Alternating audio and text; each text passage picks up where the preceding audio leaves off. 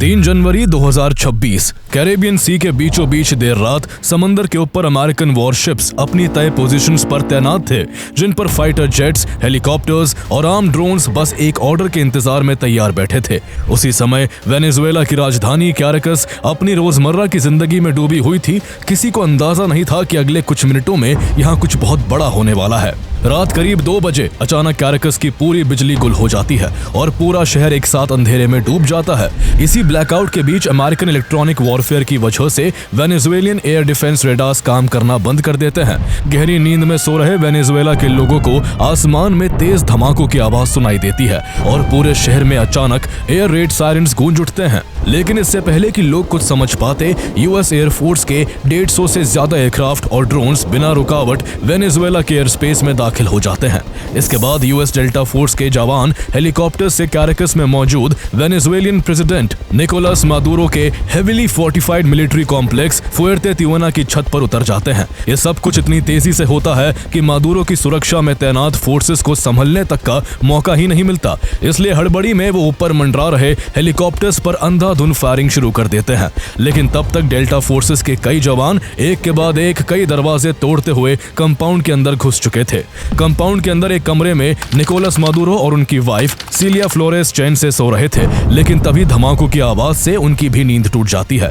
हड़बड़ी में वो दोनों सेफ रूम की तरफ भागते हैं, लेकिन इससे पहले कि वो दरवाजे को बंद कर पाते, यूएस स्पेशल फोर्सेस के जवान वहां पहुंच जाते हैं और निकोलस मादुरो और उनकी पत्नी सिलिया फ्लोरेस को गिरफ्तार कर लिया जाता है। इस पूरी कार्रवाई को हजारों किलोमीटर दूर फ्लोरिडा के मार-अ-लागो पाम बीच से यूएस प्रेसिडेंट डोनाल्ड ट्रंप अपने करीबियों के साथ लाइव देख रहे थे। जैसे ही मादुरो को अरेस्ट किया गया, ट्रंप के चेहरे पर एक अजीब सी मुस्कान फैल गई। कुछ ही घंटों में मादुरो और उनकी पत्नी को अमेरिका ले जाया गया और जेल में डाल दिया गया। अगले दिन ट्रंप ने दुनिया के सामने खुलकर ऐलान किया कि अब वेनेजुएला का संचालन अमेरिका की निगरानी में होगा। तेल के ढांचे को ठीक किया जाएगा, डेमोक्रेसी रिस्टोर की जाएगी और जब तक सेफ ट्रांजिशन नहीं होता, वेनेजुएला की सरकार अमेरिका के हिसाब से चलेगी। दुनिया अमेरिका के इस कदम से हैरान रह गई कि कैसे अमेरिका ने एक सोवरेन कंट्री के इलेक्टेड सिटिंग प्रेसिडेंट को उसके घर से उठा लिया और एक देश के साथ अमेरिका कैसे मनमानी पर उतर आया। लेकिन आखिर ऐसा हुआ क्यों?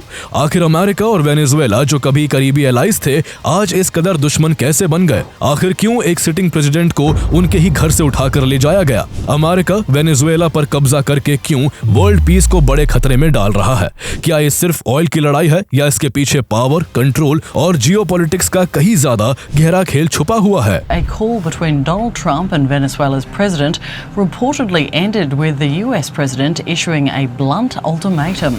Venezuela's president has a warning for the United States. If you mess with our country, you're messing with all of South America. U.S., according to President Trump, launched a large-scale strike on Venezuela, attacking the capital city of Caracas and several nearby areas. Nicolas Maduro has arrived in New York hours after President Trump announced the US had captured Venezuela's president. Donald Trump has announced on social media that Venezuela will be turning over millions of barrels of sanctioned oil to the US in the wake of the capture of President Nicolas Maduro.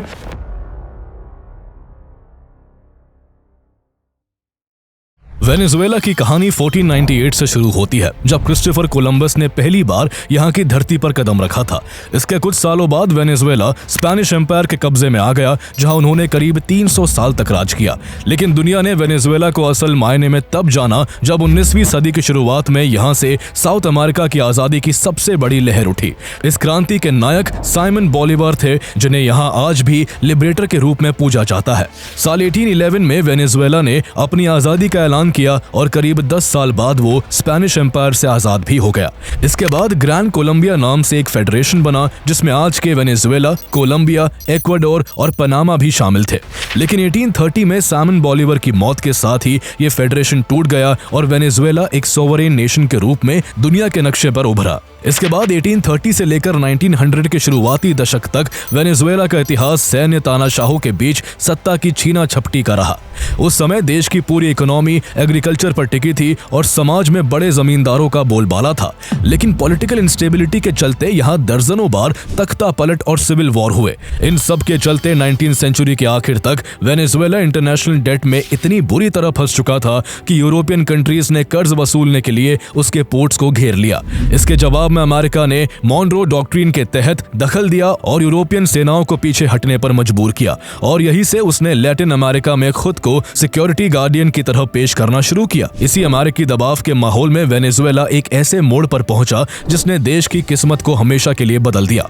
1908 में एक बार फिर Venezuela में कू हुआ और जुआन Vicente Gomez नाम के leader के हाथ में पावर आ गई। अब तक वेनेजुएला को यह पता लग चुका था कि उसकी जमीन के नीचे तेल का भंडार छिपा हुआ है। इसलिए गोमेज ने एक सोची समझी रणनीति के तहत अमेरिका और यूरोप की कंपनियों को ऑयल कंसेशंस देना शुरू किया। इसके बाद साल 1914 में मेने ग्रांडे फील्ड के जुमैक 1 ऑयल वेल से पहली बार कमर्शियल लेवल पर तेल निकलना शुरू हुआ और यही से वेनेजुएला में एक नए युग की शुरुआत हो गई। 1920 के दशक में इसी तेल के चलते अमेरिका का वेनेजुएला में इंटरेस्ट और भी ज्यादा बढ़ गया। देखते ही देखते दोनों देशों के दोस्ताना संबंध बन गए और अमेरिकी कंपनियों को तेल निकालने की खुली छूट मिल गई, जिससे वेनेजुएला की इकोनॉमी भी रॉकेट की रफ्तार से भागने लगी।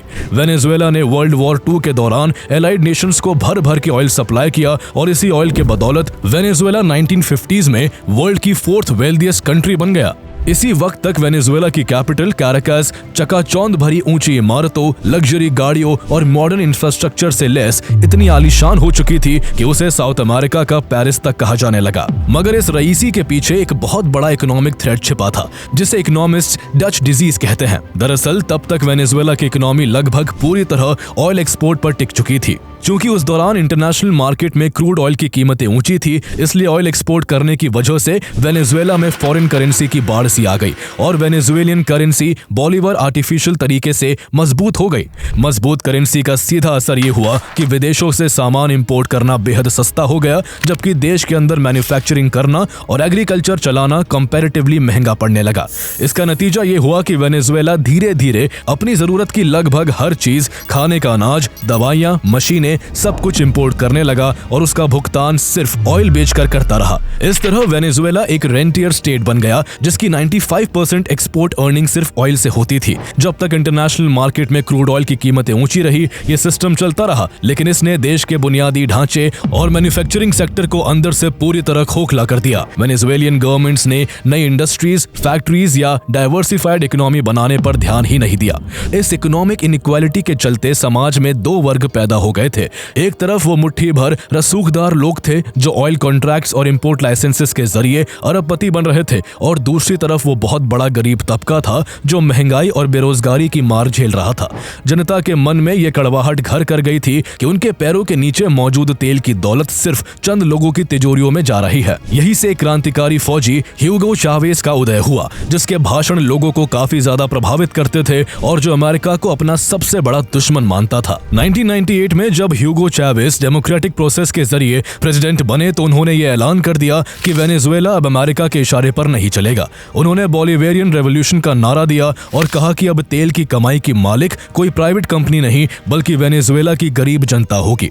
यहाँ गौर करने वाली बात यह है कि वेनेजुएला ने अपने ऑयल को 1976 में ही नेशनलाइज कर दिया था और PDVSA नाम की स्टेट ऑयल कंपनी बना दी थी। उस वक्त अमेरिका ने इसका कोई खास विरोध नहीं किया था, क्योंकि अमेरिका को ऑयल लगातार उसकी शर्तों पर मिल रहा था और वेनेजुएला की पॉलिसीज सीधे अमेरिका के सामने चुनौती नहीं बन रही थी। लेकिन ह्यूगो चावेज के आने के बाद मामला पूरी तरह बदल गया। चावेज ने ऑयल नेशनलाइजेशन को सिर्फ कागजी नहीं बल्कि जमीनी तौर पर लागू करना शुरू किया। उन्होंने ऑयल लॉज बदले, फॉरेन ऑयल कंपनीज के कॉन्ट्रैक्ट्स रिवाइज किए और PDVSA पर गवर्नमेंट का पूरा कंट्रोल मजबूत किया। इससे एक्सॉन मोबिल और कोकोनो फिलिप्स जैसे बड़े अमेरिकी ऑयल फर्म्स सीधे टकराव में आ गए और उनके एसेट्स नेशनलाइज हो गए।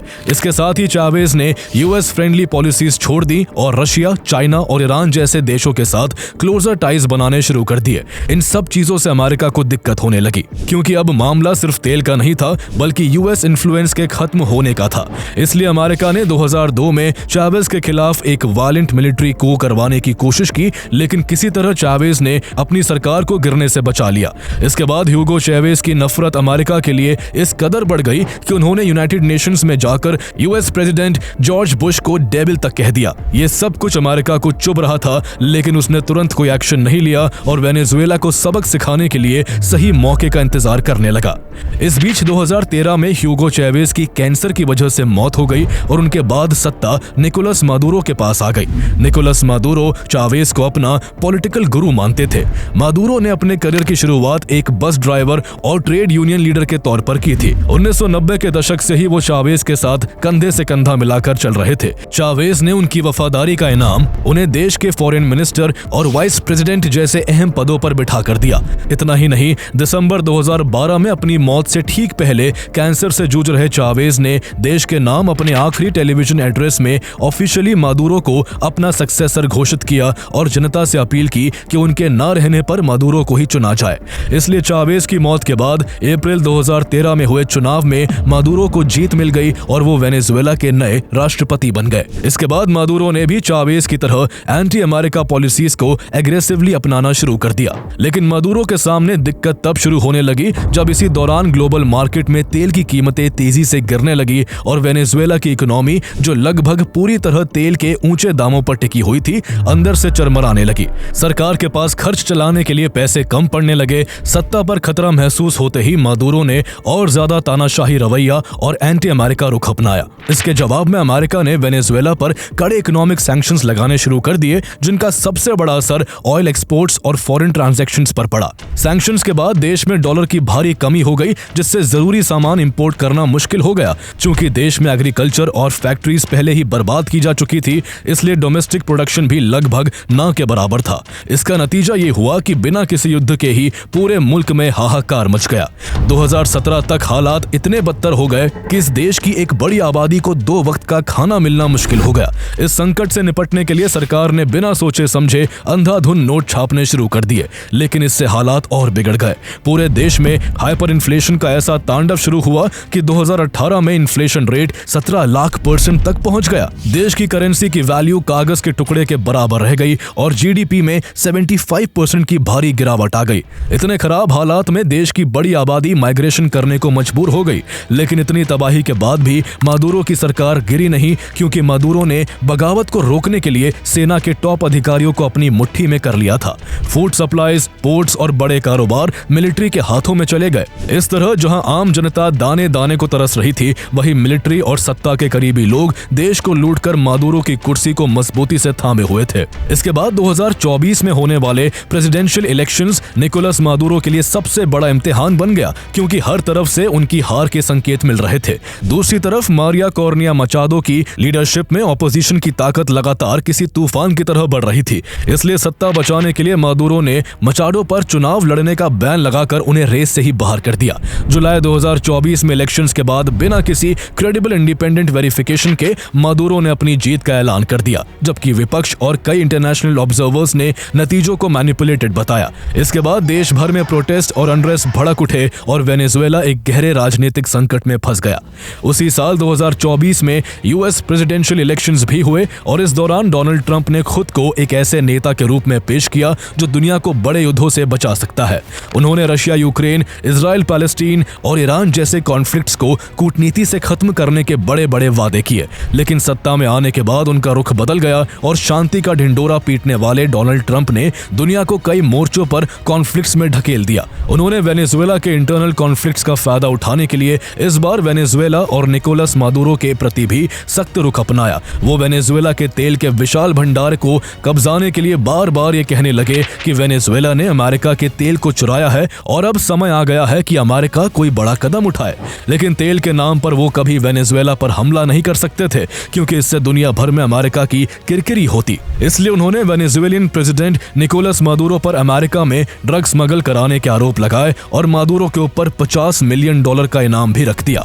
इस तरह दुनिया को शांति का सपना दिखाने वाले ट्रंप ने वेनेजुएला के तेल और सत्ता पर निशाना साधा और इसी रणनीति को अमली जामा पहनाने के लिए कैरेबियन सी में लार्ज स्केल पर यूएस वॉरशिप्स तैनात कर दिए, जो पिछले कई दशकों में यूएस मिलिट्री का सबसे बड़ा मिलिट्री बिल्डअप था। सितंबर से दिसंबर 2025 के बीच अमेरिका ने नार्को टेररिज्म के नाम पर कैरेबियन में आक्रामक कार्रवाई की। ड्रग्स की तस्करी के शक में लगभग 35 बोट्स पर मिसाइल स्ट्राइक्स के हमले किए गए, जिनमें कम से कम 115 लोग मारे गए।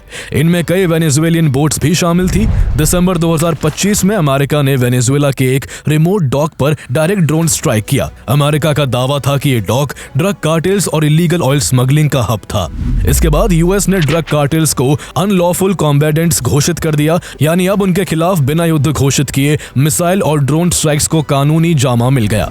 इतना ही नहीं, अमेरिका ने क्यूबा जा रहे वेनेजुएलियन ऑयल टैंकर्स को रोककर सीज कर लिया ताकि मादुरो गवर्नमेंट और क्यूबा के बीच तेल के बदले मिलने वाली मदद के कोऑर्डिनेशन को पूरी तरह खत्म किया जा सके।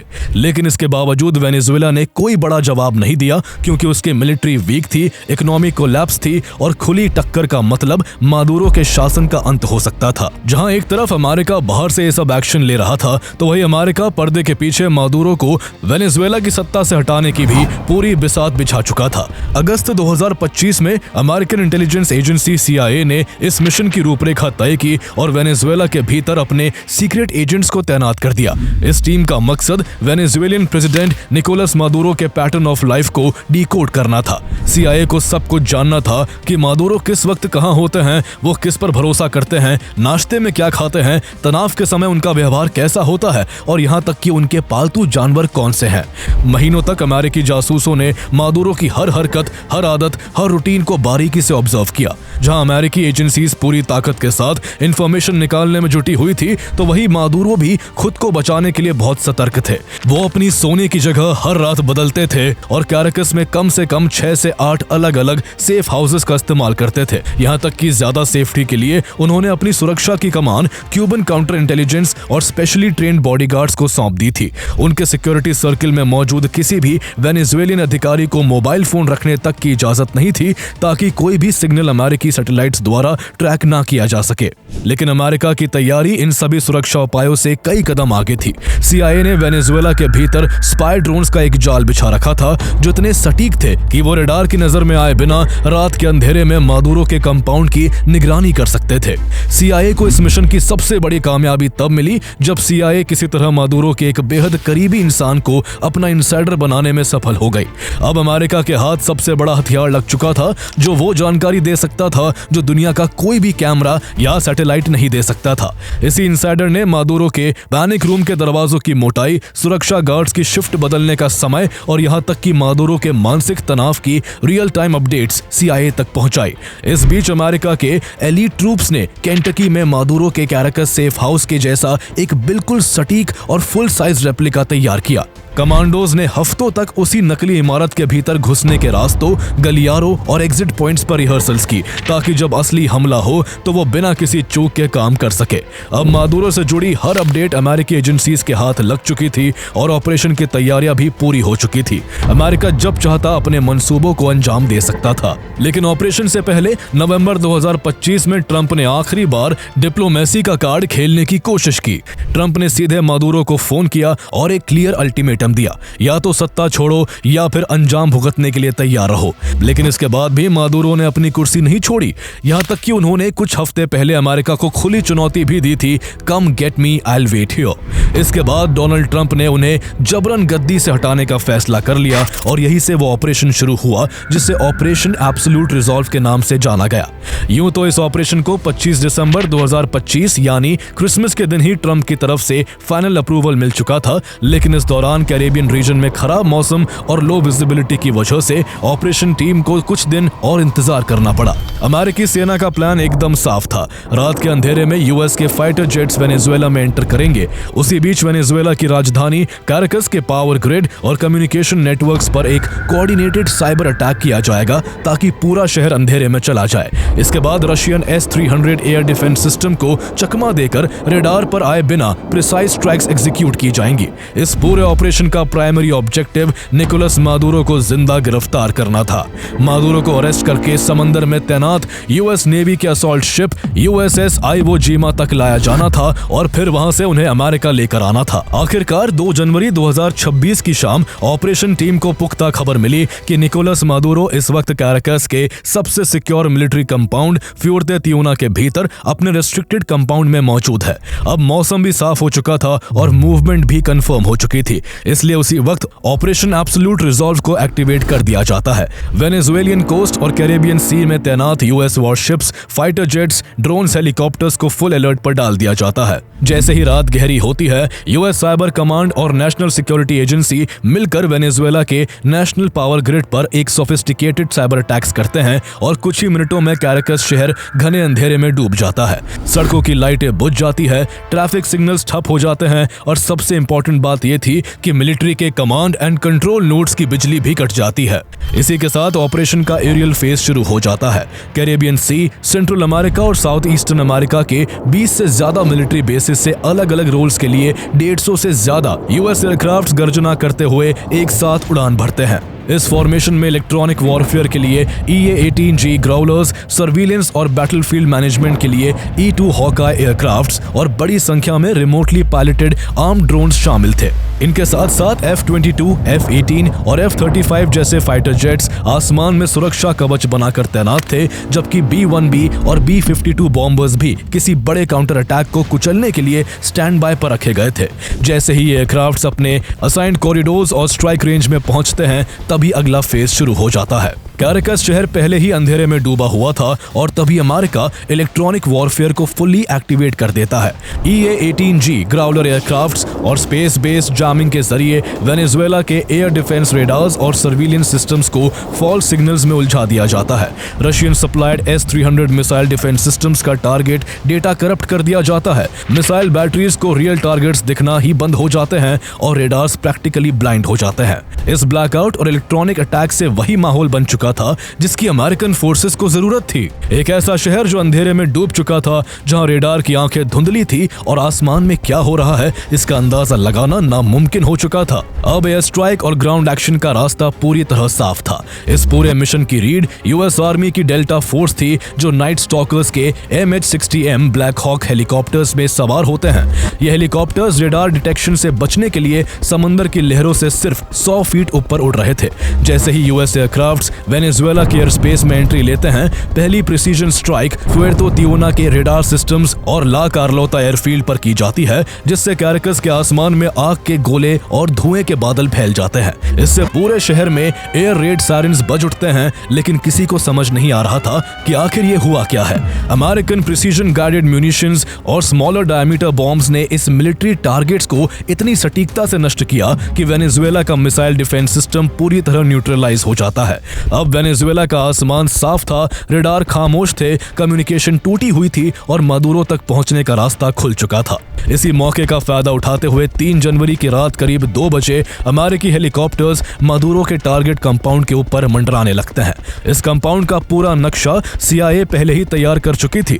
अमेरिकी कमांडोज को यह भी पता था कि हमले की सिचुएशन में मादुरो किस स्टील रीइंफोर्स्ड पैनिक रूम में छिप सकते थे, इसलिए वो अपने साथ ब्लो टॉर्चेस भी लेकर आए थे, जो जरूरत पड़ने पर चंद सेकंडों में भारी स्टील की प्लेटिंग को मक्खन की तरह काट सकते थे। इसके बाद डेल्टा फोर्स के जवान हेलीकॉप्टर से उतरते हैं और बिजली की रफ्तार से मादुरो के कंपाउंड के अंदर घुस जाते हैं। हेलीकॉप्टर्स की आवाज सुनते ही मादुरो की सुरक्षा में तैनात गार्ड्स भी कंपाउंड के भीतर से अंधाधुंध फायरिंग शुरू कर देते हैं। इस गोलीबारी में एक नाइट स्टॉकर हेलीकॉप्टर को काफी नुकसान पहुंचता है, लेकिन किसी तरह वो हवा में ही बना रहता है। इसी बीच डेल्टा फोर्स के जवान पैनिक रूम की तरफ जाने वाले कॉरिडोर तक पहुंच जाते हैं। मादुरो और उनकी पत्नी सीलिया फ्लोरेस उस वक्त सो रहे थे, लेकिन धमाकों और गोलियों की आवाज सुनते ही दोनों घबराकर सेफ रूम की ओर भागने लगते हैं। वो दरवाजे तक तो पहुंच जाते हैं, लेकिन हड़बड़ी में उसे पूरी तरह लॉक नहीं कर पाते और तभी कमांडोज आखिरी ऑब्स्टेकल पार करते हुए कुछ ही पलों में मादुरो और उनकी पत्नी को हिरासत में ले लेते हैं। इधर फ्लोरिडा में उस समय ट्रंप अपने करीबी सलाहकारों के साथ स्क्रीन पर यह पूरा ऑपरेशन लाइव देख रहे थे। डेल्टा फोर्स के बॉडी कैम से आ रही फुटेज सीधे उन तक पहुंच रही थी और मादुरो के गिरफ्तार होते ही उनके चेहरे पर एक अजीब सी मुस्कान तैर जाती है। मादुरो और उनकी वाइफ वाइफ के हाथों में हैंडकफ्स डालकर उनकी आंखों पर ब्लैकआउट गॉगल्स लगाकर उन्हें तुरंत बाहर इंतजार कर रहे चिनूक हेलीकॉप्टर में बैठा दिया जाता है, जो सीधा समंदर में तैनात USS आइवो जिमा पर उतरते हैं। इसके बाद उन्हें फाइनली न्यूयॉर्क के Stuart air national guard base लाया जाता है और अमेरिकी फेडरल ऑफिसर्स को सौंप दिया जाता है। इस पूरे ऑपरेशन में कुछ अमेरिकी जवान घायल तो हुए, लेकिन किसी भी अमेरिकी सैनिक की जान नहीं गई। वहीं दूसरी तरफ मादुरो के करीब 40 गार्ड्स इस दौरान मारे गए। हालांकि वेनेजुएला ने दावा किया कि इस पूरे ऑपरेशन में 100 से ज्यादा लोग मारे गए थे। ऑपरेशन एब्सोल्यूट रिजॉल्व के सफल होने के बाद यूएस प्रेसिडेंट डोनाल्ड ट्रंप 3 जनवरी 2026 को सुबह करीब 11 बजे प्रेस कॉन्फ्रेंस करते हैं, जिसमें वो इस ऑपरेशन और निकोलस मादुरो के गिरफ्तार होने के बारे में बताते हैं। वो बताते हैं कि जब वो इस पूरे ऑपरेशन को देख रहे थे तो उन्हें ऐसा लग रहा था जैसे वो कोई टेलीविजन शो देख रहे हो। इसके बाद ट्रंप से जब वेनेजुएला के भविष्य को लेकर सवाल पूछा गया तो उन्होंने ये भी साफ किया कि अमेरिका अब वेनेजुएला को तब तक रन करेगा जब तक कि वहां एक पावर ट्रांजिशन नहीं हो जाता है। ट्रंप के इस बयान और अमेरिकी सेना के इस ऑपरेशन को कई देशों ने इंटरनेशनल लॉ का उल्लंघन बताया। रशिया ने इस ऑपरेशन को एक सोवरेन नेशन के खिलाफ आर्म्ड एग्रेशन माना, तो वही चाइना ने अमेरिका के इस कदम को ताकत का अहंकार बताया। वही लैटिन अमेरिका के पड़ोसी देशों में भी डर और गुस्से का माहौल फैल गया। ब्राजील के राष्ट्रपति लूला ने कहा कि अमेरिका ने सीमाओं का जो उल्लंघन किया है वो दुनिया को अराजकता की ओर धकेलेगा। वही कोलंबिया के राष्ट्रपति गुस्तावो फ्रांसिस्को पेट्रो ने इसे पूरे क्षेत्र की गरिमा पर प्रहार बताते हुए अपने देश की सीमा पर सेना तैनात कर दी है ताकि यहाँ वेनेजुएला से लगातार आ रहे रेफ्यूजीज की संख्या को रोका जा सके। क्यूबा ने इस हमले को स्टेट टेररिज्म करार दिया, जो दूसरी तरफ ब्रिटेन प्राइम मिनिस्टर कीर स्टारमर ने बड़ी सावधानी से बयान देते हुए कहा कि इंटरनेशनल लॉ का पालन हर हाल में होना चाहिए। यहाँ तक कि खुद यूएस में ट्रंप के इस एक्शन को क्रिटिसाइज किया गया। असल में किसी भी देश पर हमला करने से पहले यूएस गवर्नमेंट को यूएस कांग्रेस की मंजूरी जरूरी होती है और यूएस प्रेसिडेंट अकेले ये फैसला नहीं ले सकता। लेकिन ट्रंप ने इसे एक लॉ एनफोर्समेंट ऑपरेशन कहा ताकि कांग्रेस की अनुमति के बिना ही सैन्य कार्रवाई को सही ठहराया जा सके। कुल मिलाकर हर जगह अमेरिका के इस कदम की जमकर आलोचना हुई, लेकिन फिर भी ट्रंप के कान पर जूं तक नहीं रेंग सकी। ऑपरेशन एब्सोल्यूट रिजॉल्व के बाद वेनेजुएला की इंटरनल पॉलिटिक्स की सिचुएशन भी बेहद कॉम्प्लिकेटेड हो गई। मादुरो के अरेस्ट होते ही जहां कुछ लोग सड़कों पर जश्न मना रहे थे तो कुछ को डर था कि अब हालात और बिगड़ जाएंगे। इसी के साथ देश में पावर वैक्यूम भी बन गया। Opposition leader Maria cornea Machado ने इसे डेमोक्रेसी की जीत बताया, लेकिन ट्रंप से मुलाकात और उन्हें अपना नोबेल प्राइज डेडिकेट करने के बावजूद उन्हें गवर्नमेंट बनाने का मौका नहीं मिल सका। फिलहाल वेनेजुएला के सुप्रीम कोर्ट के आदेश पर डेल्सी रोड्रिगेज देश की एक्टिंग प्रेसिडेंट है, जो इससे पहले तक मादुरो की सबसे भरोसेमंद सहयोगी और वाइस प्रेसिडेंट थी। शुरुआत में डेल्सी ने अमेरिका के हमले की आलोचना की और मादुरो को रिहा करने की मांग की, लेकिन कुछ ही हफ्तों में उनका सुर नरम पड़ने लगा। रोड्रिगेज ने पॉलिटिकल प्रिजनर्स की रिहाई, ऑयल सेक्टर में रिफॉर्म्स और कुछ नीतियों में बदलाव किए हैं, जिससे कुछ लोगों को उम्मीद मिली है कि हालत सुधर सकते हैं। लेकिन देश में अभी भी डर, महंगाई और अनएम्प्लॉयमेंट का माहौल है।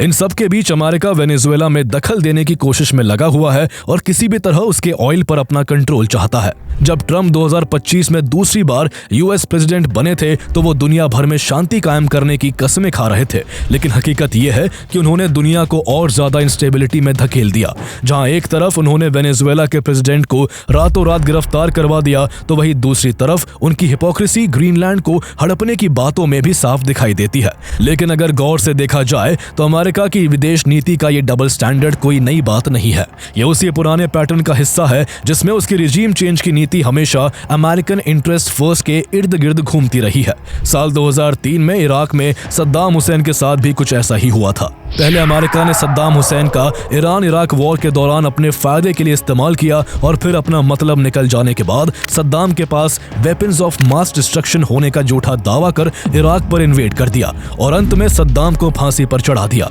इसके पीछे अमेरिका का दूसरा मकसद वहां के ऑयल सेक्टर पर कब्जा भी था। इसी तरह अमेरिका ने उसके खिलाफ बातें करने वाले लीबिया के मुआमर गद्दाफी को भी नेटो इंटरवेंशन के जरिए मरवा दिया। पनामा में भी अमेरिका ने अपने ही पुराने सहयोगी मैनुअल नोरिगा को ड्रग तस्कर बताकर जेल में डाल दिया ताकि पनामा कैनाल पर अमेरिका का कंट्रोल बना रहे।